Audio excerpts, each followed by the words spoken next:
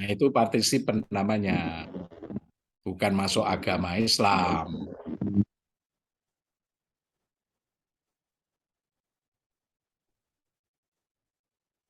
Oke, alhamdulillah. Paling enggak ala qad ballagtu. Ala qad ballagtu. Anda suka memilih terserah, mau jadi masih tetap complete participant terserah, mau menjadi participant as observer ya syukur-syukur, mau S3 minimal itu ya syukur kalau bisa mengkombinasikan tadi spasial teori, empat-empatnya ada dalam word view. Empat-empatnya itu partner in progress, bukan lawan. Sip, saya terus berhenti. Silakan diteruskan. Siapa ini? Yang kedua ini siapa? Namanya? Saya, Prof. Siapa dia? Ya, silakan bisa diganti anunya apa namanya? Makalahnya. Baik. Ufal ya. Iya, Prof. Satu lagi siapa? Mas Afik. Afik ya. Oke. Izin share screen. Ya. Assalamualaikum warahmatullahi wabarakatuh. Assalamualaikum warahmatullahi wabarakatuh. Baik, terima kasih Prof. Amin ya atas kesempatannya untuk presentasi. Tema saya terkait insider dan outsider dalam studi agama perspektif Russell McCutcheon mungkin begitu mungkin bacanya. Ya, Wesa. Baik. Apa-apa ya. Ya, mohon bimbingannya. Russell saja udah oke lah. Ya. Mohon bimbingannya jika nanti banyak kekurangan-kekurangan, Prof. Baik, teman-teman sekalian, saya akan menyampaikan kalau tadi sudah dibahas terkait insider dan outsider dalam studi agama perspektif Kim Knott. Nah, sekarang saya akan menyampaikan perspektif Russell. Ini berbeda dengan perspektif Knott tadi yang membagi ada 4 tadi, complete observer as participant, terus yang dari insider complete participant dan participant as observer. Baik, saya memulai dari mungkin kegelisahan akademik gitu ya. Russell membahas masalah penting dalam studi agama, yaitu perbedaan antara sudut pandang insider dan outsider dalam mengkaji agama. Masalah insider outsider ini berkaitan dengan perspektif yang berbeda dalam memahami agama. Insider memiliki pengetahuan dan pengalaman yang mendalam tentang praktik dan keyakinan dalam agama mereka, sementara outsider memandang agama dari sudut pandang lebih objektif. Jadi outsider ini dalam pengalaman beragama, dalam memahami agama itu dia lebih kuat, tetapi dia punya punya kekurangan, yaitu kurang objektif. Tetapi outsider itu dia lebih objektif, dia dalam mengkaji agama lebih objektif, tetapi ada kekurangan juga. Dia outsider ini kurang begitu mendalam mungkin ya dalam memahami agama yang ditelitinya itu. Nah, saya dalam konteks Islam perubahan dan perkembangan Islam di berbagai wilayah itu membutuhkan berbagai metodologi dan pendekatan. Tidak cukup jika hanya menggunakan normatif saja yang dari perspektif insider sebagai rujukan. Oleh karena itu, Russell menekankan perlunya pendekatan yang kritis dan reflektif dalam penelitian agama, di mana peneliti harus menyadari posisi mereka dalam spektrum insider-outsider dalam mengkaji implikasi dari posisi tersebut terhadap penelitian mereka. Eh, saya tarik pada konteks Islam tadi ya. Sejak abad pertengahan umat Islam mengalami kejumudan dalam berpikir dan inovasi. Faktor yang menyebabkan diantaranya adalah fanatisme sektarian yang sangat kuat. Jadi studi keagamaan dibatasi menjadi sempit sekali sebatas ruang paham tertentu seperti tadi yang dicontoh disampaikan Prof. Amin antara Sunni Syiah, bukan hanya antar agama Islam Kristen, tetapi lebih sempit lagi antar golongan-golongan paham-paham tertentu.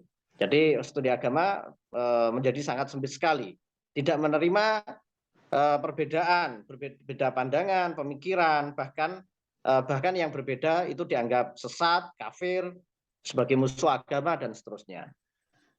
Nah, Russell mengkritik terhadap metode-metode yang digunakan dalam studi agama pada saat itu. Russell menyoroti bahwa para peneliti sering menganggap bahwa posisi insider lebih otentik dan memiliki otoritas yang lebih besar dalam memahami agama daripada posisi outsider. Ini yang dikritik oleh Russell. Russell menekankan pentingnya menghindari stereotip ya, judgment gitu atau generalisasi yang mungkin muncul akibat perbedaan insider outsider dalam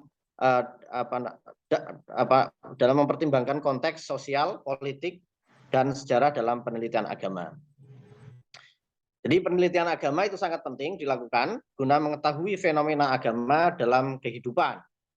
Max Muller menyatakan dalam bukunya ini Kim Knott ya, ada pernyataan dari Max Muller bahwa sebagai objek studi agama harus dihormati, tetapi juga harus tunduk pada keilmuan kritis. Selanjutnya terkait pentingnya topik yang diangkat Russell ini. Jadi topik penelitian yang diangkat Russell sangat penting karena membuka ruang untuk refleksi kritis tentang bagaimana kita memahami dan meneliti agama, serta mendorong pengembangan pendekatan interdisipliner dan pemahaman yang lebih baik tentang agama dalam konteks sosial, politik, dan sejarah yang lebih luas. Metodologi, pendekatan dan metodologi yang digunakan Russell mengacu pada pandangan interdisipliner, kritis, dan reflektif yang mempertimbangkan kompleksitas agama sebagai suatu praktik sosial dan memungkinkan para peneliti untuk menghindari prasangka dan stereotip dalam penelitian mereka. Pembatasan masalah. Dalam penelitian Russell, fokus pada masalah-masalah tertentu dalam studi agama yang berkaitan dengan kategori insider-outsider, serta memperjelas diskusi tentang bagaimana kategori ini dapat mempengaruhi cara pandang dan pemahaman kita tentang agama. Selanjutnya, saya langsung masuk pada, untuk menyingkat, langsung pada pendekatan. Pendekatan yang disebutkan Russell, ada 4 pendekatan dalam studi agama, yaitu pendekatan empati, penjelasan, pendekatan agnostik, dan pendekatan reflektif. Yang pertama, pendekatan empati. Empati ini merasakan dan memahami sudut pandang orang lain, gitu kira-kira singkatnya. Jadi pendekatan ini itu mengutamakan pengalaman langsung dan pemahaman yang mendalam terhadap persepsi, nilai, dan pandangan dunia orang lain. Dalam konteks Islamic Studies, pendekatan empati memungkinkan peneliti untuk memasuki dunia pemikiran dan pengalaman seorang Muslim dengan lebih baik. Peneliti dapat merasakan dan memahami dengan lebih baik cara berpikir, keyakinan, dan nilai yang terkandung dalam agama Islam, serta cara pengalaman orang Islam terhadap realitas kehidupan sehari-hari. Pendekatan empati ini juga memungkinkan peneliti untuk mengeksplorasi dimensi-dimensi yang sulit diobservasi secara empiris, seperti makna dan interpretasi simbolik dalam suatu kebudayaan. Dalam hal ini, peneliti perlu memperhatikan perbedaan antara insider dan outsider, dan menafsirkan fenomena sosial dan kebudayaan. Jadi pendekatan empati dapat membantu para peneliti Islamic Studies untuk memahami dan menganalisis fenomena sosial dan kebudayaan dengan lebih baik, serta membangun hubungan yang lebih baik dengan komunitas Muslim yang diteliti. Nah, ini dalam konteksnya Islam. Kalau dalam konteks yang agama yang lain juga sama. Yang kedua, pendekatan penjelasan. Ini menjelaskan hubungan sebab akibat antara variabel tertentu seperti faktor sosial, psikologi, dan lain-lain yang mempengaruhi perilaku manusia. Pendekatan penjelasan atau explanatory approach ini memiliki fokus yang berbeda dengan pendekatan memahami atau Verstehen atau gimana membacanya yang sampaikan oleh Dilthey. Ya. Dalam pandangan Dilthey, Verstehen itu adalah suatu metode yang mengasumsikan bahwa seluruh pengalaman hidup manusia di seluruh komunitas, masyarakat, dan segala kondisi di sekitarnya adalah penuh makna dan dapat dipahami melalui pola-pola yang dapat dilihat dan dianalisis. Metode ini, Verstehen ini berfokus pada penafsiran makna dari tindakan dan keyakinan orang lain, bukan pada penjelasan aturan yang dapat diobservasi dan mungkin memprediksi hasil di masa mendatang. Jadi dalam pendekatan penjelasan, para peneliti berusaha untuk mencari hubungan sebab akibat antara variabel-variabel yang diamati. Pendekatan penjelasan seringkali digunakan dalam ilmu sosial seperti psikologi, sosiologi, ekonomi, dan lain-lain. Para peneliti dalam ilmu sosial menggunakan metode ilmiah untuk mengidentifikasi dan menjelaskan hubungan sebab akibat antara variabel-variabel tertentu seperti faktor sosial, psikologis, ekonomi yang mempengaruhi perilaku manusia. Yang ketiga, pendekatan yang ketiga dalam studi agama oleh Russell yaitu agnostik. Pendekatan agnostik ini istilah agnostisisme ini diperkenalkan oleh tokoh biologi evolusi awal yaitu Thomas Huxley untuk menunjukkan secara sederhana sebagai proses ketidaktahuan. Secara bahasa agnostik artinya tidak tahu. Huxley menyebutkan bahwa agnostisisme memerlukan pengakuan bahwa ada beberapa batasan yang dapat diketahui manusia dan itu adalah spekulasi yang dibuat untuk mencoba menjawab beberapa hal yang ada di balik batas-batas itu, seperti apa yang terjadi setelah kematian, kekuasaan Tuhan dan lain sebagainya. Menjadi agnostis bukan berarti orang tersebut tidak beriman, tetapi yang dimaksud adalah kondisi ketika seseorang tidak mempunyai informasi yang cukup dalam membuat keputusan pada beberapa hal yang berkaitan dengan kebenaran. Insider dan outsider yang memiliki komitmen sama mengakui alam terbatas pada asumsi-asumsi seperti makna hidup, apa yang terjadi setelah kematian fisik, dan apakah Tuhan itu ada, kekuasaan Tuhan, dan seterusnya. Dalam konteks perdebatan publik di antara orang yang beriman dan yang tidak beriman, karena komitmen yang berbeda, seseorang dapat memilih pada posisi netral ini. Jadi posisi agnostik ini oleh Russell disebut netral, gitu ya, posisi netral. Yang terakhir yaitu pendekatan reflektif. Berdasarkan pendekatan ini, semua keilmuan memiliki aspek autobiografi yang kadang dilupakan atau disamarkan. Sikap refleksif adalah posisi yang memusatkan pada suatu hal di mana semua observasi merupakan jalinan yang tidak bisa dilepaskan dari pernyataan observer sendiri. Bagi peneliti yang mengadopsi pendekatan reflektif, mempelajari orang lain secara eksplisit melibatkan refleksivitas tingkat tinggi, mengembalikan pertanyaan dan jawaban kepada diri sendiri.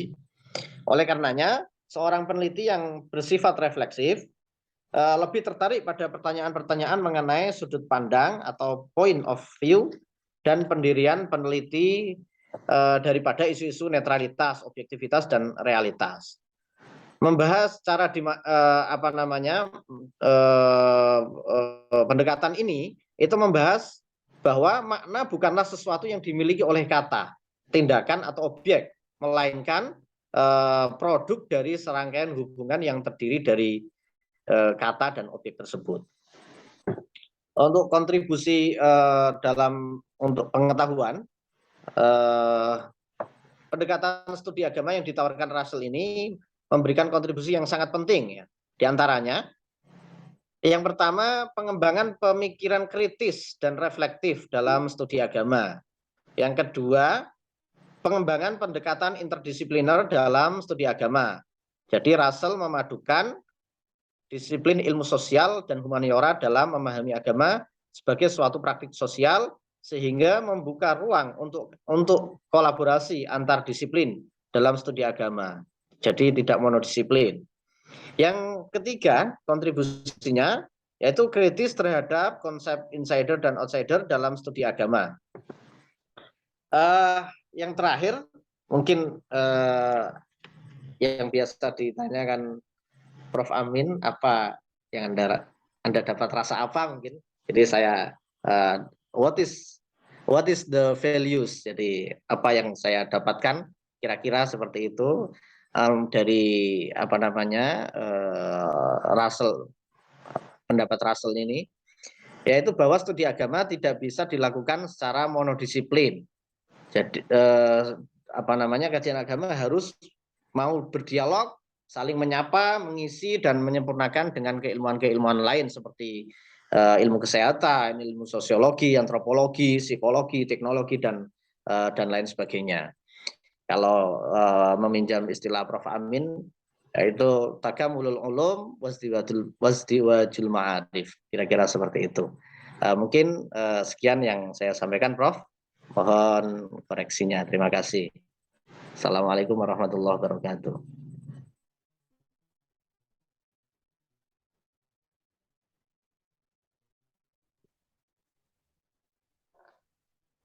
PPT nggak jalan ya tadi?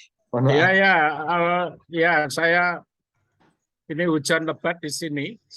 Itu satu. Yang kedua, saya nggak mendengar suara Anda. Keluar kok suaranya, Prof. Jelas. Saya nggak mendengar. Apakah karena aufal kurang keras, ataukah karena di sini hujan? Saya nggak tahu. Sayang sekali. Kalau yang tadi dua jelas sekali. Mas Aufal jelas kok, Pak. Nggak tahu ini gimana ini. Suara saya jelas tapi. Jelas, Prof. Ya, syukur. Tetapi yang saya nggak terdengar tadi yang Anda tadi, Mas Naufal tadi ya. Naufal tadi. Kata teman-teman jelas, Prof. Mungkin sinyal di jelas. Aufal jelas. Oke. Nggak apa-apa, coba kita dengar yang kedua ya. Atau Anda sebelum yang kedua, Aufal, coba mungkin mendekat sedikit dengan mikrofon atau apa supaya lebih jelas. Jadi, Prof. Intinya apa ini tadi yang membedakan dengan Kimnut apa ya? Kalau Kimnut tadi kan memetakan ada 4 tadi insider dan outsider itu, ada yang complete participant as observer, terus yang kedua itu ada complete observer, terus observer as participant. Kalau Russell ini itu menyampaikan pendekatan dalam studi agama itu ada 4, Prof. Jadi empati, penjelasan, terus agnostik dan reflektif. Itu ada 4 pendekatan itu. Kalau kira-kira saya menangkapnya dari ini, mungkin apa yang saya dapatkan, apa yang saya rasakan begitu, Prof. Itu kalau tidak salah ya, kira-kira bahwa studi agama itu tidak bisa dilakukan secara monodisiplin, harus dialog, saling menyapa, saling mengisi dan saling menyempurnakan dengan keilmuan-keilmuan lain seperti ilmu kesehatan, ilmu sosiologi, antropologi, psikologi, teknologi dan seterusnya. Ya, kira-kira kalau meminjam istilah dari Prof. Amin itu takamulul ulum wasdiwajul ma'arif, kira-kira seperti itu, Prof. Ya, oke.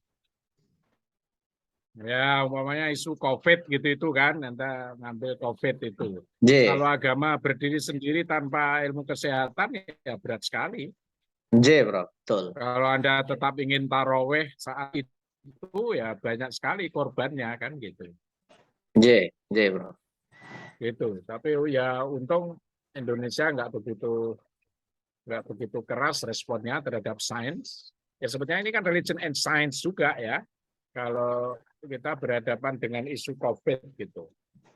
Tapi yang lebih ya itu karena bencana ya. Tetapi yang